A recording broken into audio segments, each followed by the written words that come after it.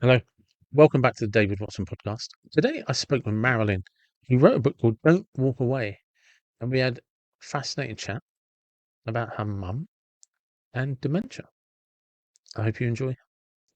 Hello. Welcome to the David Watson podcast. We have already had a bit of a chat. How you doing? Hello, nice to meet you again. Again? Yeah, no, it's very nice. We were just talking about is it your grandfather come from Scotland? My grandfather's? Yes. Yeah. So when he left Scotland, where did he Oh, settle in America? well, he first they came the McPhees. They came first when they went to Halifax, and then they came to Seattle. They were following the railroads, the Okay. jobs, and so that's when they settled in. So they came to Seattle in 1850. In 1850. And did you say that was your grandfather? My great grandfather, Great. and so the family's been living here ever since. And so that side of your family was responsible for building the railroads in Seattle and that area. Yes, partly yes. They had partners, but yes. And then the German side of the family, they came from Germany to Ohio and then they came to Seattle. I'm not quite sure why, but they formed apple orchards. Ah, any of those orchards still about? Actually, I went to Yakima, which is the town where they left. I went to, and it's they're still there. Wow. So there's the actual. This always fascinates me when I speak to when I'm fortunate enough to speak to people in America. Um, and the reason being is that your history is tangible. So you're related to the people that created where you are. So Yeah. you visited somewhere where your relatives grew the first orchards. They planted those trees. They developed that area. Your great grandfather built was part of part of the team, the organization that built the railroads that are still in Seattle today. And And he also had a construction company that built St. Mark's Cathedral, which is this beautiful big wow, cathedral on Capitol Hill. And so he built that with another partner. So I look at that every day and I see something that my great yeah, grandfather, great, I can never remember whether it's no, great or great grandfather built. but that's amazing. That's absolutely fascinating. I mean, I love that part of history. I love that part of American history because it's so still fresh. It's still new. Yeah. And it's sort of genuinely traceable. You can maybe even see a picture or speak to somebody that knew the person that did it. And that's what's so cool. I mean, I'm lucky that I know our history, and my younger brother has been doing a huge family history project. And it turns out that on my mother's side of the family, one of the great uncles was Shakespeare's barber, That is brilliant. That is awesome. which I love. Yeah. Why wouldn't you love that? It is because but the thing is it's what I love about that is in an ordinary day, and you talk about Shakespeare, no one would ever discuss the fact that he obviously had a barber. He had to get his hair cut like everybody else. So Yeah. when you kind of make this extraordinary person from history who helped who's largely responsible for sort of shaping English literature, certainly an integral part of our culture and its foundations. And it's like, oh yeah, and I was one of my relatives was his barber. It's just Mhm. it brings it back to the everyday. We all have to have a hairdresser. We all have to have a barber. We all have to get our hair cut, and it just Yeah. brings it back to just how actually ordinary this extraordinary figure in history was. Yeah. And it's so much fun. It is. It's absolutely amazing. And yeah, no, that's nice. I thank you very much for sharing that. I appreciate that. And so, where was growing up for you? Was that Seattle as well? Yes. I grew up in Seattle. And everyone, all of our whole families, big family picnics, big cousins and aunts and getting together. So I grew up in Seattle, have four brothers and sisters. And so grew up in Seattle. And then I left and lived in New York for a few years. And then I came back And I've been in Seattle, back in Seattle ever since. It's the weather. I love the weather. You like the rain? You love an umbrella? No, no, no. Real Seattleites don't use umbrellas. We wear hats. I see. Is there a Seattle hat that I should be aware of? No, just as long as you're wearing a hat. I had two friends from Australia visiting last week, and they all had umbrellas. They had umbrellas, and I said, just make sure you have a hat, just so you can blend in. How do you spot a tourist because they've got an umbrella? So they carried them as canes, and so they had hats they could wear, so they looked like natives. That's a tip for anybody listening. If you go to Seattle, you Yes, must have a hat. have a And hat. what prompted the traveling that you were telling me about when you were younger? When you went off, when you went on your sort of voyage and trip around Europe, what prompted that? Curious, had the opportunity, um, did it. Was there. I went to a study abroad program in my second year of college, and then I was there. So I went all over Europe. And my poor parents, I wrote them a letter. I promised them I would write them a letter once a week. And I would be writing things like, oh, well, I hitchhiked here and I hitchhiked there, and there was nothing they could do. I'm Yeah. sure they were just terrified.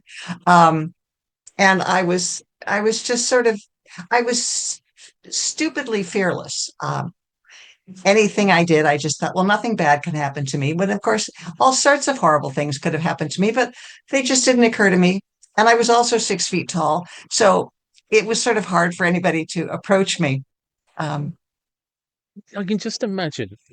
I just have this image of your poor mum every week waiting for a letter. Because that's that one letter, just, which probably would take 2 weeks to get to her. yeah. I don't imagine post was that fast. So, you'd write one letter a week. The letter was probably at least 2 to 3 weeks old. And all she would know At was least that, they knew I was alive. And you I know, also wrote my grandparents. And I actually have some of the letters I wrote my grandparents. And my poor grandparents, they were must have been the same way of like, oh. And I confessed to my grandparents that I had a beer because alcohol was forbidden in that family. So uh, they must have been equally horribly upset that I had a beer. the thing that it's got my attention is is the post because the letter would, like I said, would arrive 2 to 3 weeks later. So that's just like, right, we Mm-hmm. know she was alive 3 weeks ago. And one of those Yeah. letters would have been, she was alive 3 weeks ago and was drinking. She's gone off the rails. She's out of control, and we don't even know what country she's in. And it was very interesting when I arrived home. My mother's first words to me were, which I thought was very strange. She said, "How's dope?" And I don't know what prompted that. And the only thing that I can think of is that there had been some kind of article about hub for drug use in Istanbul where I was Yeah, staying. And of course, they knew I was in Istanbul. So mother was concerned that I had become a a drug smoker. person. It was very funny. That was the first question she asked me. How's dope? So you could see your mum down at everywhere, church, whatever. She left here. She was a good girl, I promise. Europe corrupted her. Those Europeans can't be trusted. No, she was very good about that. She just once and then I was still the upright person she knew, so all went on. That's it. That's that's it's brilliant though, isn't it? Because the 70s was such a different time to go traveling. Yeah. You know, It was the only we all were fine until the war in Vietnam, and then my father and I had huge fights every night at dinner where we would scream and yell at each other, and that was difficult. That was the politics have always been the most difficult thing in our family. yeah. This. So was your dad pro-Vietnam or pro? He was just you don't question the government. They're Yeah, doing fine. He was just and mother was much more um let it go. And he actually threatened to cut off my money for college at one point when I demonstrated against the war. And mother calmed him down and said, "Don't do that." Wow, your Yeah. poor And my parents. younger brother will tell me that the most horrific parts of growing up, one of them was the fights that my father and I had. But then the thing that is interesting about my father is several years later, he turned to me and he said, "You know, you were right." And I said, "I know." And then we fought about something else. And then several years later, he said, "You know, you were right." And I said, "I know." And then several years later, we had another fight. And I think it was about gay marriage. And he said, finally, he said, "You know, you were right." And finally, I learned and I went, "Thank you." I didn't turn my little snide. You were right. I knew that. So it was interesting growing up. Lots of fights. It's difficult though, isn't it? When you're a child and a parent, um, you get to a point where you realize your parents' experiences are different to yours, and what you've learned is different to you because your parents are talking about, you know, if I have a conversation with my mum, she's 71. She has a different opinion than me because her experiences are different, but we're much closer in terms of the age gap, if that makes sense. Because I'm 50, she's Mhm. 71. It's not massive, but when you're say, for argument's sake, 40, and someone else is 18, you see the world so differently. But Yeah.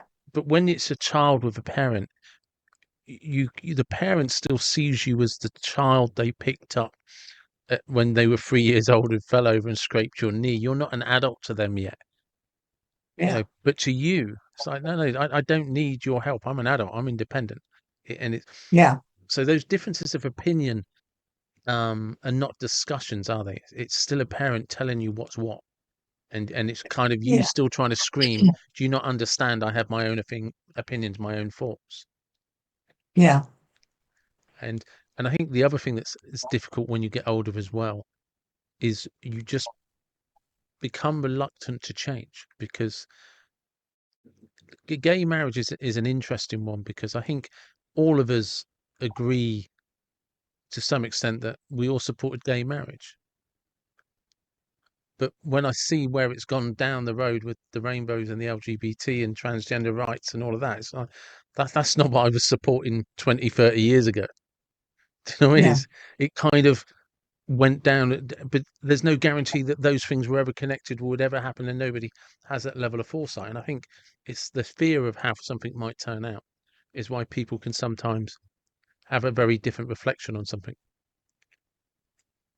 Interesting. It's interesting to be able to see something from another person's point of view. That's the challenge. Yes, absolutely. And the will to do that.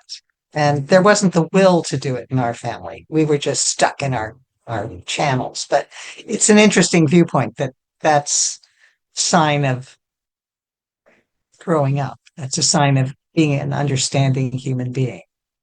Yeah, and it's difficult for everybody, isn't it? Because we all kind of do it our own way, and we all believe it's good intentions. Yeah. I know. But so, which then leads us to your book. Thanks. Tell everybody about the book. Well, the book is called Don't Walk Away, A Care Partner's Journey. And growing up, mom was adamant. She told us from the time we were young, she said, when your father and I get Alzheimer's, just assuming because it ran in my father's family, most of the people in his family got it around the age of 80, some in mom's. And mother said, when we get it, I want you to walk away. We're going to be fine. They were among the few people in this country who can afford to live in a really good continuing care facility, which is another issue that makes me insanely angry. But she said, so I want you to walk away. Don't sacrifice your lives for us. Just walk away. And we all believed her. We all thought that's about the way you should be treating dementia. You should just leave it to where they're going to be. They're going to be fine.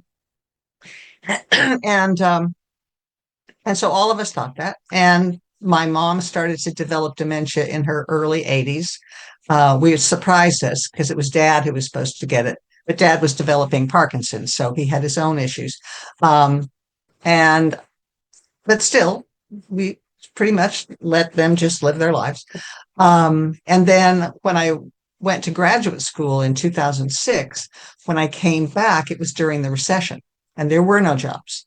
And my family decided, okay, you're going to be the family caregiver and we'll give you some money to keep you afloat. Well, okay. I did not want to do that. I had no intention of ever becoming a caregiver.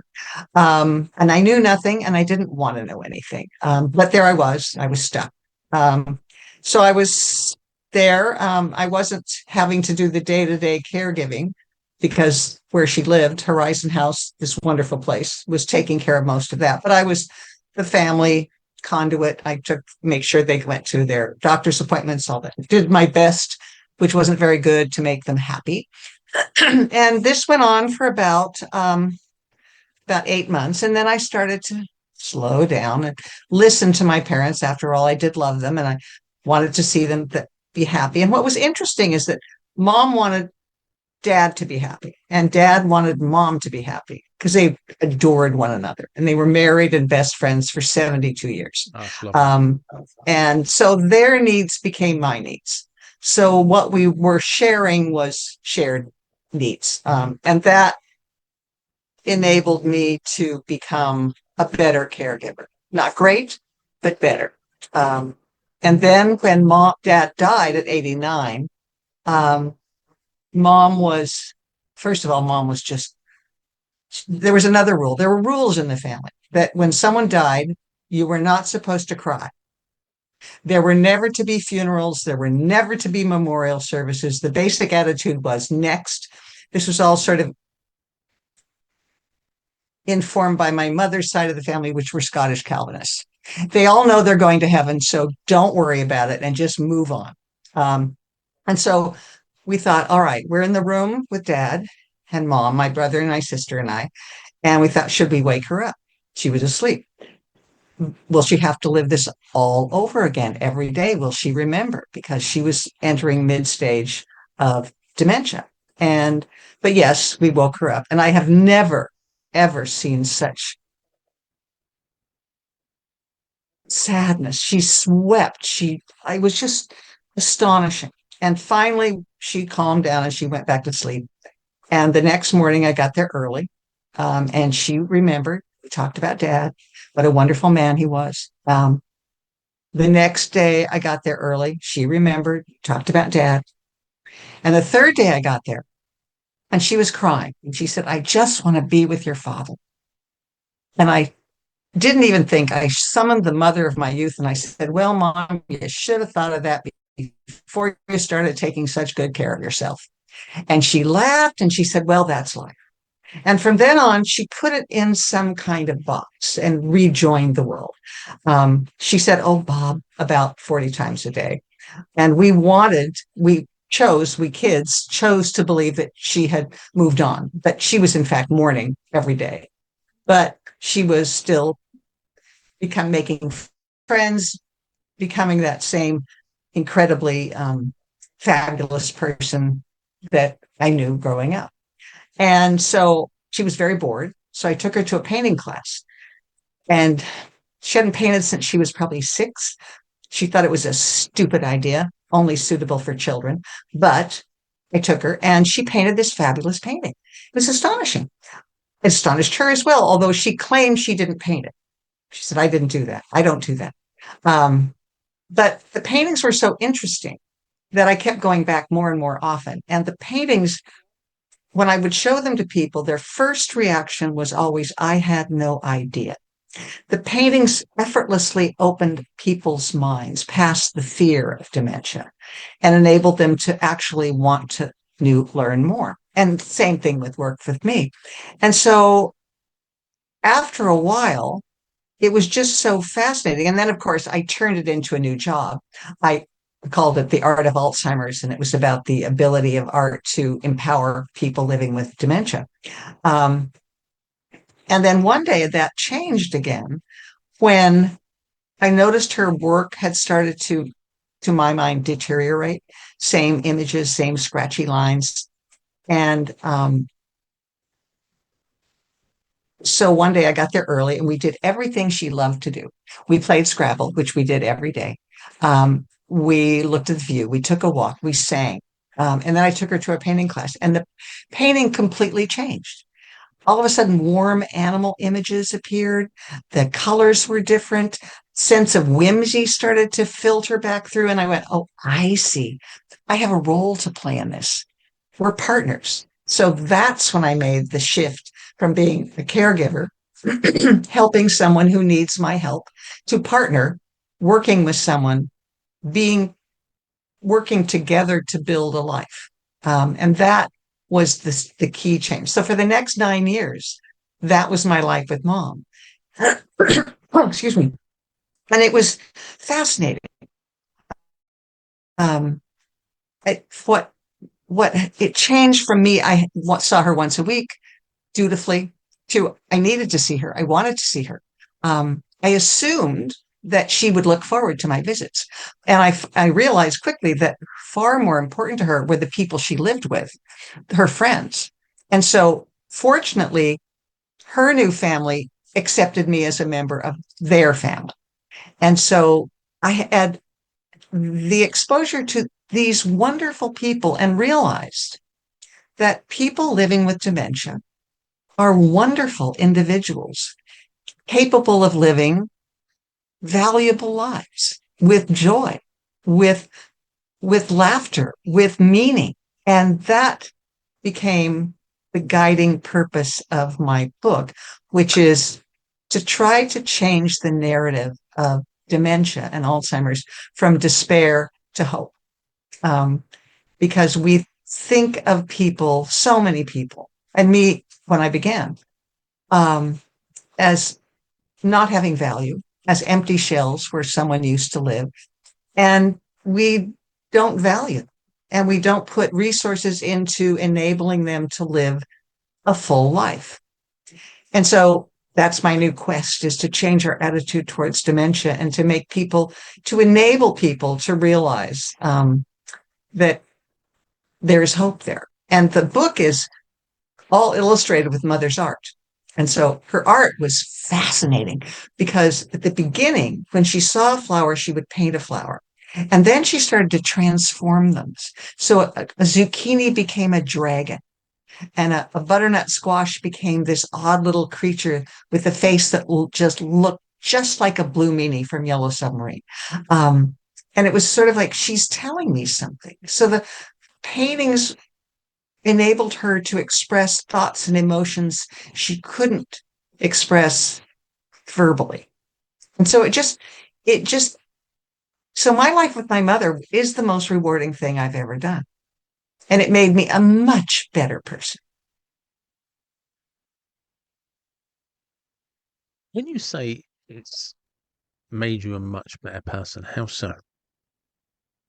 Well, I grew up in this family where the word love was never spoken ever. That competition was the most important thing. Winning was the most important thing. I didn't know how to cooperate with people. I knew how to win. I knew how to compete. The book, The Art of War, for me, that was light reading. It was, and so with mom, I learned these really important lessons, which is to let go of the person who used to be and embrace the person who is with you in the moment, to understand that people with dementia are living with it, not suffering from it. But I slowed down. I began to listen, really listen, began to ask questions. Um, I began to realize that I began to put others first rather than starting to talk about me, me, me. I would ask them questions. Um, it made me more understanding of other people. It just made me a calmer, nicer, more accepting person. I just want to go back on something you've said, because you were saying that you grew up in a house without any love. Not where nobody said I love you. You didn't talk about love in that We sense. didn't say it. We Yeah. knew mother loved us because that was her job, but Yeah. it was never spoken. And the reason I'm bringing this up, because it's a wonderful example of actions speak louder than words. and because you knew it without hearing it. It's the bit where you said, um, when you told your mum that your dad had died and they'd been best friends for 72 years, and you talked about the sobbing, because I'm a strong believer that when you hear somebody cry with heartbreak, it's the worst sound in the world, because it's a different type of crying. It's a crying where you can tell somebody is broken, and it's just an interesting dynamic that there was so much love, but wasn't discussed. Yeah. Well, there was also a lot of anger. There was a lot. Mother was the sunniest, most positive person you would ever meet. Um, Dad was very quick to anger. And for years, this there was a ghoulish side to our family. For years, when Dad would come home, he would start to yell, and we would all flee to our safe spaces. And so one day when I was 10, I'm going to drink some water. Dad came home, and instead of going to my safe space, I went to the hall closet. And when he opened the hall closet to hang up his hat and his coat, I fell out as if I had hung myself. And he didn't know what to do, but he couldn't yell. So he went down to his workshop, and we were all safe. And I did this for 2 years. And so, He's a tormented soul. and he, I think in one way he thought this was a way of me expressing affection for him, that I went to the effort to do this every single weeknight, not on the weekends because he wasn't working. But yeah, it was so there was this ghoulish side of the family. I mean, for years we expected Dad to get dementia, Alzheimer's, when he was around 80. And so as teenagers, we developed ways to kill him when it arrived. And everyone knew this, and this was Sounds normal. just how we dealt with things. So I now getting this picture. Your dad probably worked really hard, long days. Mhm. Home, realized his Yeah. family were constantly conspiring to kill him, and was just like, "No, I'm just going to defend myself from the moment I walk through the door." No, he actually was part of the whole how to kill. He had plans. Um, I Yeah, planned that's to just send him out keeping your to enemies check for crab close. pots in a leaky dinghy in a rough sea. Yeah, and yeah, so he yeah. I don't know. There, a family therapy session would be really interesting right now.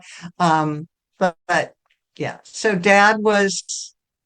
I don't know. That's a very interesting question. We never really thought about what Dad was thinking. Well, because your dad was your dad in the war. Yes, in fact, he was a sailor. He was an absolute genius when it came to planes and automobiles. So he was supposed to go to the South Sea Islands, and instead they kept him here because Payne Field, this big airfield, was littered with um, plane parts, and Dad was the only one who knew how to put them back together. Yeah. So they said, "You have to stay here because you can actually help us with this," and he did.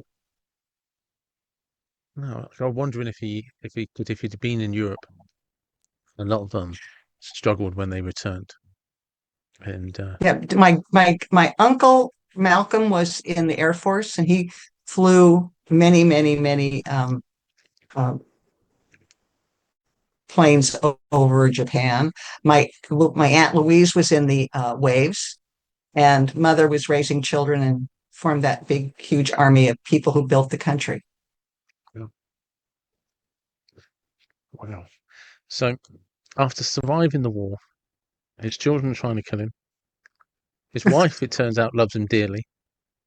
Um, Mhm.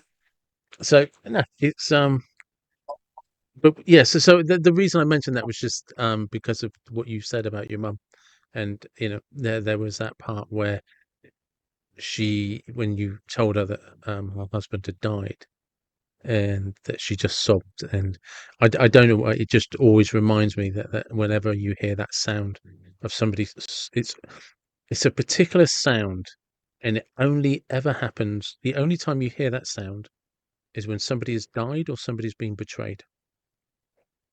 It's heartbreak. What you're hearing is heartbreak, and I Yeah, think heartbreak. yeah, it's the saddest sound in the world, which is a bit morbid. And um, so, what prompted you to write the book? Well, I was so it was when I would share the art with people and they were so moved by it and were willing to sort of think about dementia. So I thought, well, Mother's story is so wonderful. I wanted to invite people to take a walk with me and Mom and to experience a life with dementia that was not filled with sadness and despair, but that was in fact filled with hope. And to for first time caregivers who might have been, who maybe most likely were like me when I began, because when I began, I wasn't seeing the person, I was only seeing the loss. I wasn't hearing her thoughts, I was only hearing confusion. And that it is, and I was asking the same questions of now what? What do I do? What should I expect? So I thought, well, my experience with Mom might be helpful. And plus, it's an amusing book, which is when people find out that it's a book that is actually filled with laughter and art, they sort of look at me like, what are you saying? This is so sad and so awful. But I wanted to focus on the hope and the joy, that amid all that sorrow, there is hope. And I wanted to tell our story to give people encouragement, to enable them to realize that if all they are seeing and thinking about is sadness, that is all they will ever see. But if you are able to share joy, then that person can emerge and you can see that person. Um, and and and I always want to hasten to add this, that because most people who are coping with this are home caregivers and they are exhausted and they don't have any help. They're operating without a net. And I appreciate the fact that Mother lived in a really great place. But that if somebody could just took one little step, like 5 minutes, and do something that you enjoy doing together. It could be Mom's art. It could be singing a song. It could be looking at the view. It could be playing a game. It could just be sitting with each other. But to just enjoy each other, and that you might find that you want to do that again and do that again. And that's how you can then see the person, something other than sorrow, something other than joy, that these are people who are able to live full lives. And there's a wonderful expression a friend of mine came up with, that people living with dementia have lives to live and gifts to give. And it's true. And if we give people a chance, I mean, one of the best compliments I have ever received in my entire life came from one of Mother's friends at Horizon House. And I had come up with this sort of little plan where every day when I arrived, I would give people shoulder massages. They were all seated around the lunch table. And they wouldn't know. I would always ask permission, and they wouldn't know necessarily what I meant, but they would see the woman next to them going, oh, and then they would want one too. So this went on for a really long time. And once Gloria, this wonderful woman, came up to me and she said, do you tuck your wings in a handkerchief when you're not here? Oh, bless her. And it was such a delightful thing to hear something. And again, that these are fun people. It was just, they were delight. I surprise people when I tell them that I went to assisted living just to relax. It was so relaxing. It is people have um everybody remembers the horror stories. They remember the bad times. And I think also there's the fear that captures all of us. It encapsulates us in a sense, and we can find ourselves bound by it because we see the people we love and what happens to them. What we're not able to do is communicate with them to understand what they're feeling. So we always Well, talk. and also that it's not about us. We always Yes, feel, I'm sorry, that we think, oh, I would feel so awful if that were me, but it's not you. It's not about you. It's about them, how they're feeling. I I've had this. kind of reminds me um, of a conversation I had with a friend of mine from school. I had him on the podcast. He's got terminal cancer, and in the middle of my conversation with him, we're talking about how he feels and everything like that. I said to him, I just had this realization: I'm not really interested in you. I'm asking questions because I'm afraid in case I get it. Ooh, So, and I think that's how yeah, the way that we look at dementia, Parkinson's, and all that. We're not interested. We're afraid in case we get it, and we want to know we're right. going to be okay. And this is what I realized. I had all these questions, and but he was so amazing, and he's still alive, bless him. But he was so amazing and just open and honest. And I realized it's just like I am petrified that I might get terminal cancer, and I hope you have the answers because I just wanted to make And sure I'd be all right. yeah, you'll be, yeah. And it was interesting because mother, when I realized this, it was mother was light years ahead of me in adjusting to this, that she was getting on with her life and having friends. I mean, she made friends. She had best friends. Yeah. She was always out there looking for things to do. And it took me a long time to catch up with her. And then once I did, it was like, okay, that part of it's gone now. Now I'm just focusing on mom and all of her friends and my new family and our life together. Yes. It's weird, isn't it? When you get that adjustment, but it's kind of, I suppose it's the gift or the where you were lucky was realizing that. Yeah, it was, and it's harder if she had been living with me and I was tasked with the day-to-day issues and having a job, and it would have been really hard. In Seattle, we're really lucky because there's so many activities and so many programs that you can actually involve with. But the most important thing is for people living with dementia to have a sense of community, have a sense of family.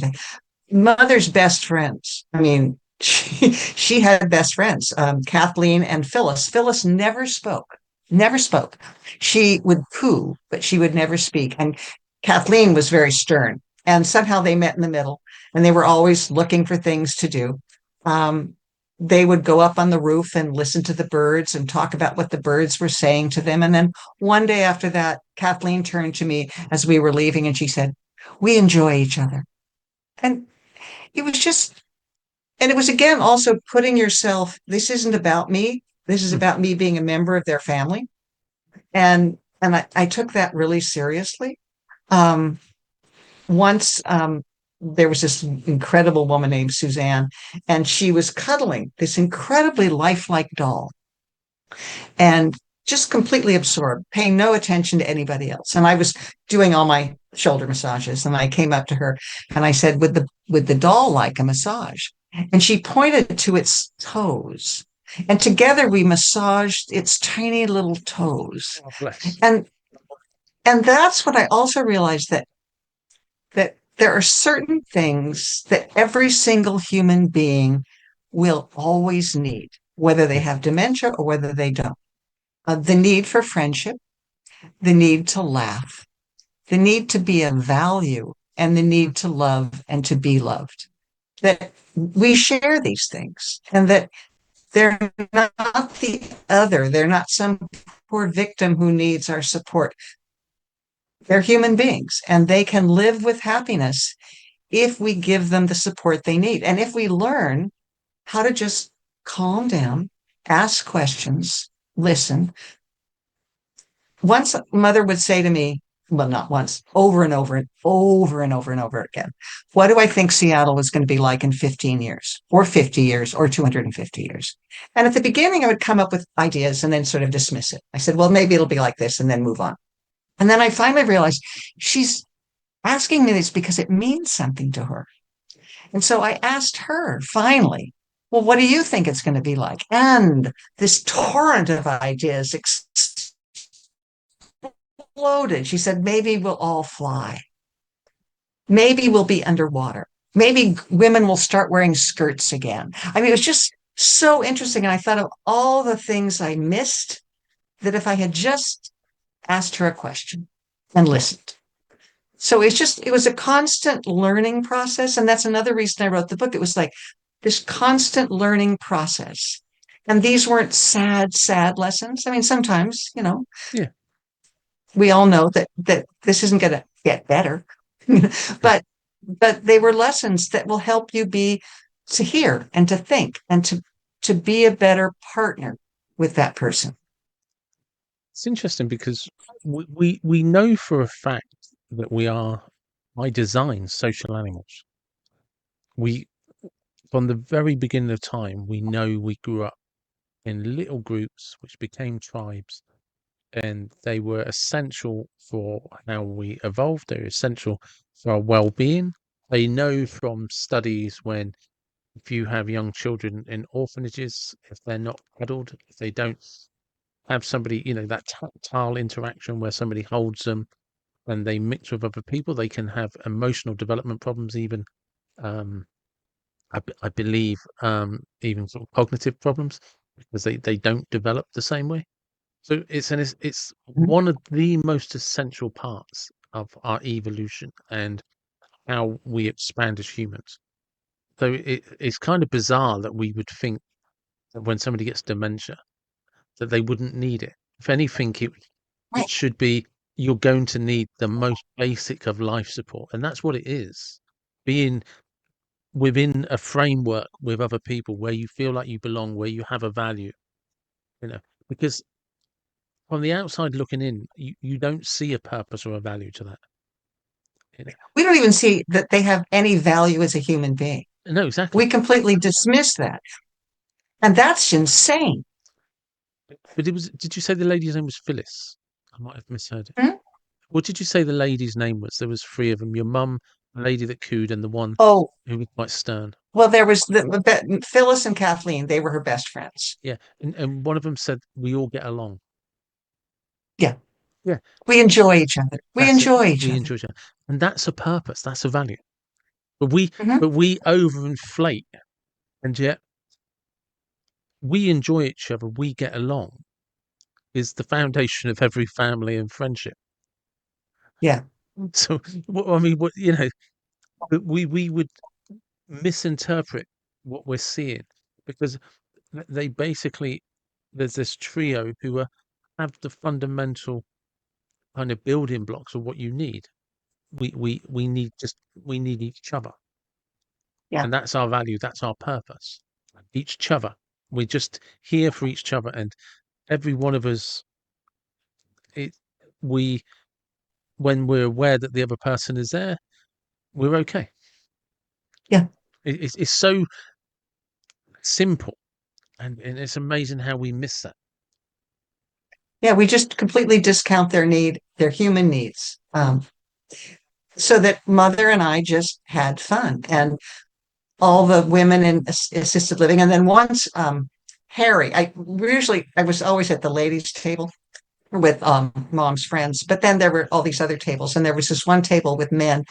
And so once I went over when I was doing shoulder massages because everybody wanted one. Um, and I started to give a massage to Harry.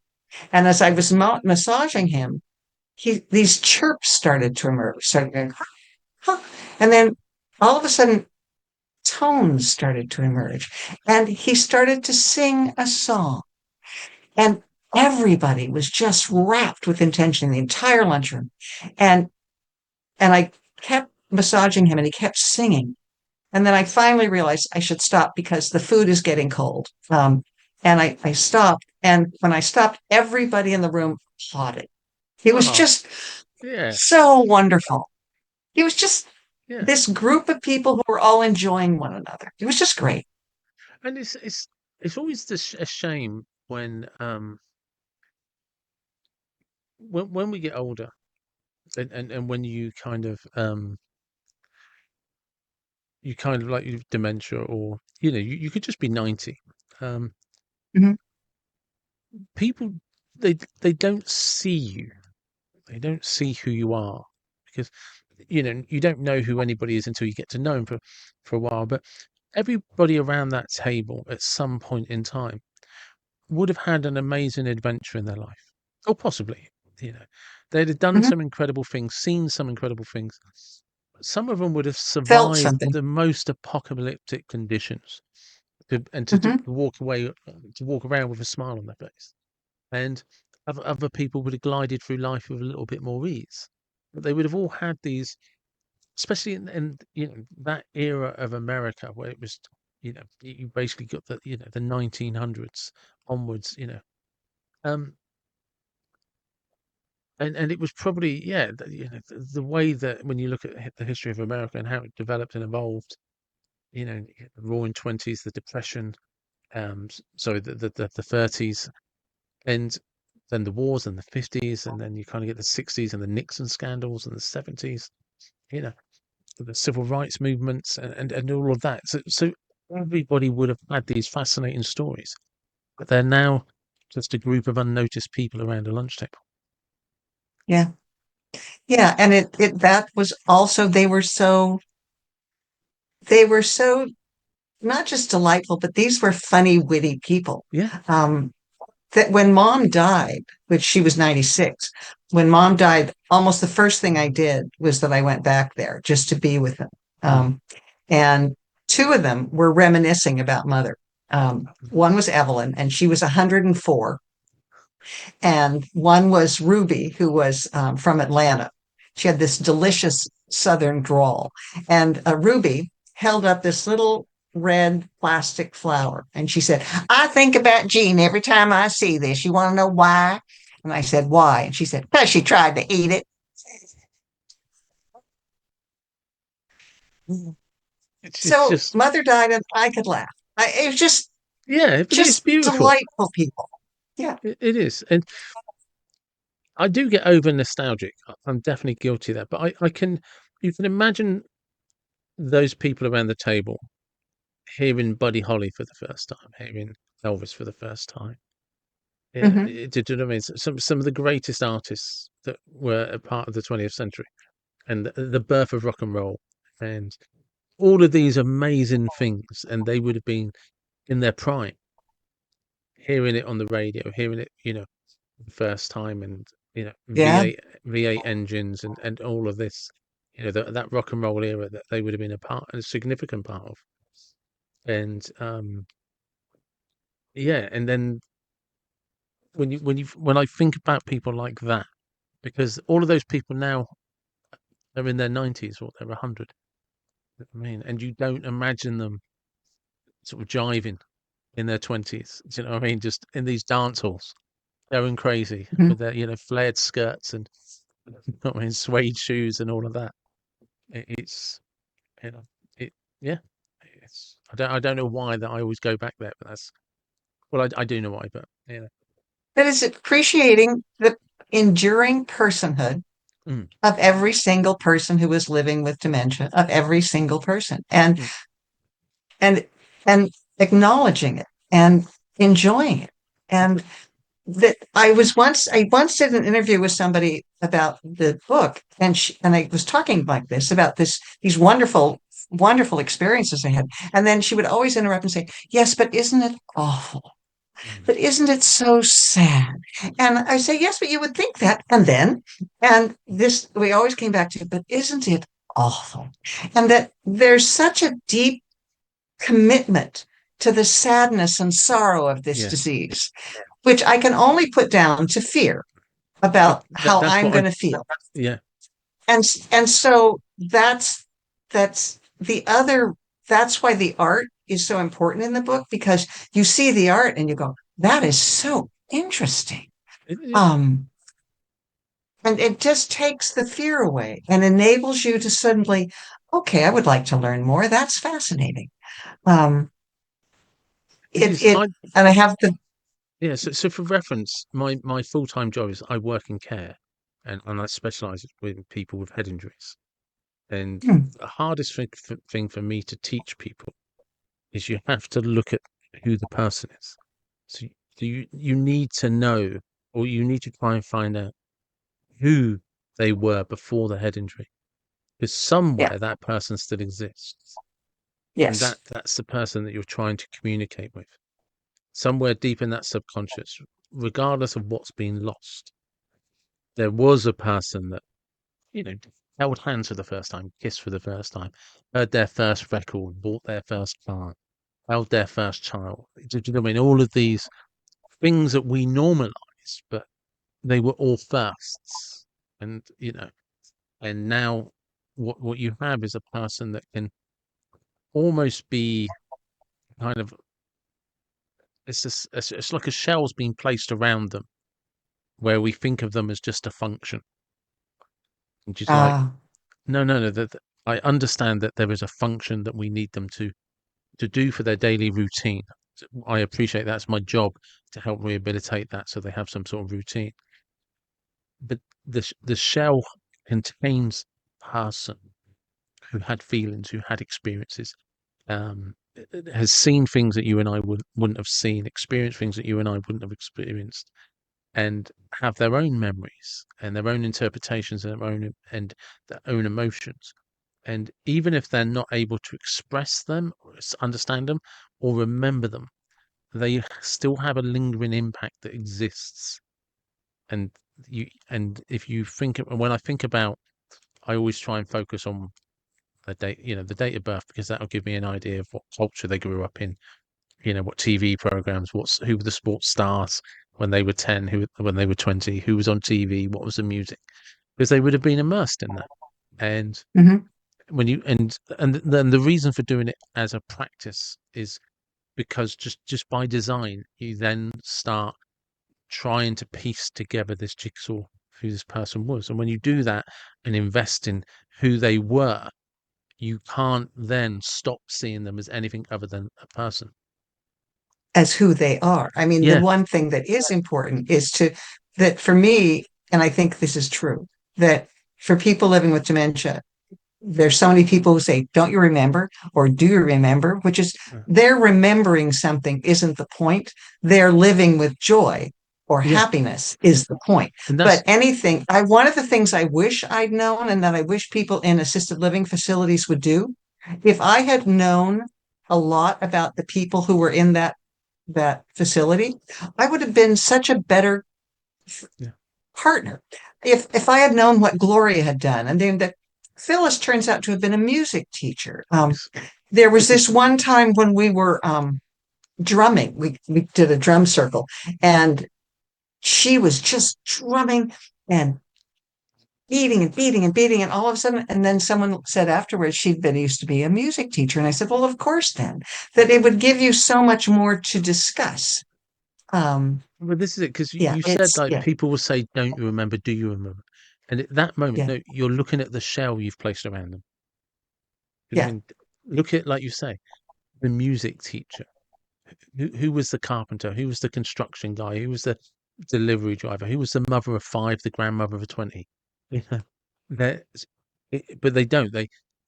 They focus on. They lose their memory. They don't recognize you anymore. You know, it's the yeah. shell you've And placed on them. It's true. It's correct. It's the correct diagnosis. But that shell prevents you from looking at the person that is in front of you. And who are they? Right, like you and I right now in this moment are listening to each other intently. And that's the purpose of when you go into a care home. Listen to the person in front of you intently, not what they were to you once upon a time. Look at right. them when you go in and see them next time. Make a note of what color the lipstick is. Make a note in your own mind of what they're wearing. Are they wearing perfume? Has their hair been done? Let's say you go around and just do something. It's incredibly simple. You just go around and give everyone a shoulder massage. One person starts to make noises. Another person starts to sing. Another person, when you offer to massage the doll, you massage their feet.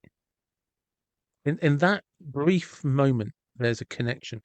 And it's two people doing what we've done since the beginning of time. Just working Mhm. together, being together, valuing each other. Fun, just so much Yeah. fun. Um, like Evelyn, I mean, literally 104. Um, and once she said, I'm not feeling well. I think it's time for me to go. And everyone said, "Oh, Evelyn, we're going to miss you so much. You're such a wonderful person." And I said, because every Christmas I make a ridiculous number of cookies using a ridiculous amount of butter. And these are difficult cookies. And so I said, "Evelyn, I'm going to make you some cookies." So I brought her this platter of cookies and she revived. And from then on, all the women of assisted living decided that my cookies were the secret to a long life. And every time I got there, they would turn to me and said, "Get in the kitchen and start cooking." It was just funny. So I had to bring them 'Cause cookies. Evelyn at 104 needed to learn the secret of long life. Yes, and she finally died at 105. And she was in hospice. And I was sitting next to her, telling her I loved her, which is unusual for me because that's not Yeah. something we do. And she opened her eyes and she said, "Life is so beautiful." And then she closed her eyes again. And that Oh, was the last I heard from her. But they were all distinct human beings. And if we can extend that courtesy to everyone in our lives who has dementia, everyone will be happier. One of the interesting things I learned at the very end of writing this book is I realized that everything that enables people with dementia to live happier, more meaningful lives works the same with everyone. that's it. It does. So it was sort of like how to live. Mom, mom and all her friends taught me how to live. That's nice. That's a wonderful place to stop. Um, Before we go, I just want to ask you a random question. Yes. Um, and it's just engaging some imagination. If you had a time machine and you can go anywhere in history, where would you go? Why would you go there? What car would you use as transport? And what music would you be listening to? That is a very difficult question. And the place I would go, and I don't think I have a good answer about what I would do, but the place I would go has to do with climate change. Um, that our decisions to destroy the planet are so complex and so varied. But I think I would go back to early school and I would teach climate science in, in, in schools so that people would be prepared and have a grounding for understanding what we're facing and that perhaps might have more creative solutions. What else was in your question? What car would be your transport? What music would you listen to? What music? Yeah. Ah, well, I heard this on the radio. I would love to have been a part of this. During Handel's Day, the masses of people in England never were able to hear the music that the upper class would hear. Hmm. And that when they had the barge going down the Thames and they were playing Handel's music, and people all over London were getting on any boats they had. They were lining the thing. They were hearing this music for the first time and that they might never hear again. And I would love to have been there to hear something like that for the very first time and what that must have been like and what impact that must have had on their lives. Imagine, Yeah, that's because it's perfect. so common to us. Of course, we can hear it, but they've never heard that before. They've never heard that music before in their lives. No, no, exactly. Yeah, that's the reason I love about people is like I was saying, those people around the table. Somebody would have heard something as simple as Buddy Holly for the first time, Elvis for the first time, and you know, and the list goes on with music, films. You know, somebody would have seen films go from silent to what we take for granted today. They would have seen the transition of black and white to color. They'd have seen the first Yeah. Disney cartoons. You know, those cartoons that come out in the 40s, 50s, and 60s that we all just take for granted. They've all been remade. You're Yeah. sitting around the table with people who saw something that had never been made before for the very first time, Mhm. and that's history in front of you. And what impact that has on you. Yeah, Um, yeah, it was, yeah.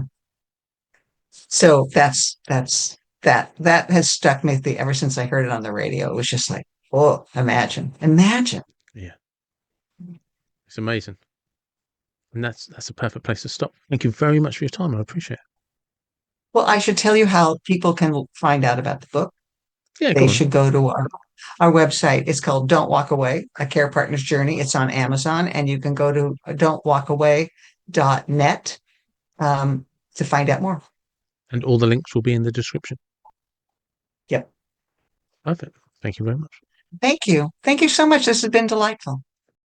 And there you have it. That was Marilyn, her mum, her dad. Probably walked his entire life afraid the children were going to bump him off. Um, but it was lovely, and Marilyn and I did talk a little bit before the beginning and a little bit afterwards. And do check out her book, Don't Walk Away. The links will be in the description. And try and remember that whether it's dementia, whatever's happening to the people you love, if something appears to be taking something away from them, if you're able, look at that and say, am I looking at the shell and thinking that they're not there anymore? And they're not. What you remember certainly isn't there, or is certainly deteriorating. But there's still a person inside, and maybe every day's a new discovery. So, but as always, thank you very much for tuning in, for listening, for watching, for subscribing, the comments, and the people that share. I do appreciate all of the support very much. So thank you. And wherever you are from, whatever you believe, please do take care and be blessed. Have a great day.